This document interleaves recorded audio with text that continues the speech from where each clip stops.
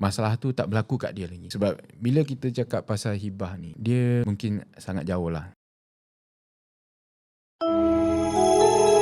Mentaliti tak perlu hibah. Jadi bagi saya yang ni satu dilema lah. Kalau I boleh start dulu berkenaan takaful in general. So takaful ni, kalau insurance ni nama dia cost of insurance. Kalau dalam takaful, cost of insurance tu adalah tabaruk. Tapi dia punya function tu berbeza. So tabaruk ni adalah donation. So bila kita bayar caruman tu, kita saling bantu-bantu dengan pencarum yang lain lah. So kalau tak ada apa-apa jadi kat kita, then Alhamdulillah kita dah menolong orang lain. And kalau kita tak bernasib baik pula, then kita akan diberi manfaat dari bantuan orang lain, dari tabaruk orang lain. The next part of the question is, apa yang kita selalu yang berdepan dengan apa yang kita berdepan dengan customer ke klien yang kita nak approach kan. Diorang selalu ada mentality kata tak perlukan hibah. Tak perlukan hibah ataupun tak perlukan takaful. Adalah. Sometimes kita propose kepada customer, lepas tu dia sama ada dia terima kita punya suggestion, ataupun mungkin dia nak compare dengan pengenali takaful yang lain, ataupun mungkin dia rasa tak sure, tapi dia pun sometimes ada yang bagi tahu terus apa dia punya reservation tu, apa yang membuat dia tak bersedia. Tapi ada juga yang berdiam diri lah. So kalau Musa solat macam mana? Bagi saya